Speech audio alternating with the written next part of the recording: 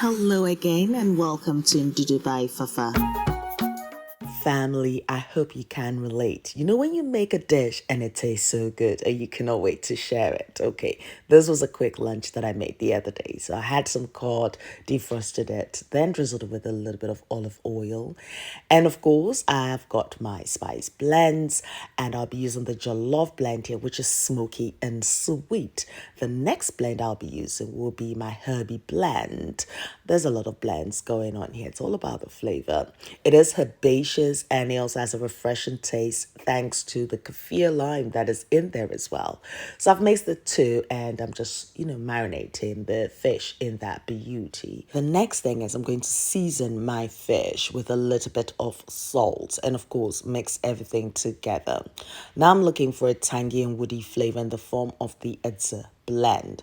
So the Edzè blend has things like black lime and as well as ajwain seeds, and it helps with the digestive system as well. The Edzè blend has become a firm favorite in most households because it's such an unusual flavor, but it is one that once you taste it, you want more. Now I'm just making sure that this fish is well marinated and just mixing everything together until it's well combined. So to my frying pan, I've added my preferred oil and, I'm just going to add a dollop of butter because butter makes everything so tasty, doesn't it? Yes. I mean, you can omit this and use your olive oil, not a problem at all. So once the butter is melted, I'm going to be adding my marinated fish just gently. And you notice that I'm cooking on a very low heat because, we just want the flavors. That's it. So once that has just fried for about 40 seconds on one side, I'm now going to be adding my baby plum tomatoes because by the time this dish is done, the baby plum tomatoes are going to release their juices in this beauty. After 40 seconds, I'm going to be turning my fish over just to allow that other side to also, just gently fry. You might go like, oh, 40 seconds is not enough. Yes, I don't want to overcook the fish. But anyway, I've just added a little bit of salt to my tomatoes and a little bit of black peppercorns as well. So that just works well. And here I'm adding my onions. I mean, when do I not use onions? All the time. And they're going to lend their sweetness to this dish. But also I've got my fermented garlic and honey, which will be a limited edition that will be available on the website. So once it's up there, grab it before it goes. And so yes, and that's so intense with that garlic flavor, but also the honey offers that sweetness to it. So I've just drizzled that over the fish, if you've noticed, and also of course over the onion and tomato mix there. Now I need this to steam for about 3 minutes, and that's when I realized that my frying pan did not have its own lid. So yes, I went for a retro look here, and after 3 minutes this looks incredible. So I'm going to be taking the cod out because I don't want to overcook it. It's now fried and steamed perfectly. So at the end, I will be incorporating or, just reintroducing the cod back to this mixture. But here now, we need to build upon the flavors. Next thing are my squid rings, and I will be cooking them for about 2 minutes on that very low heat because you just don't want it to overcook.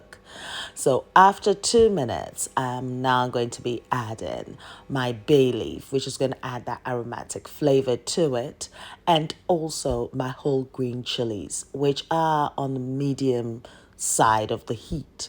Now, one thing is I've left it whole as and when I want it, spicier, I'll bite into it and that just makes it great.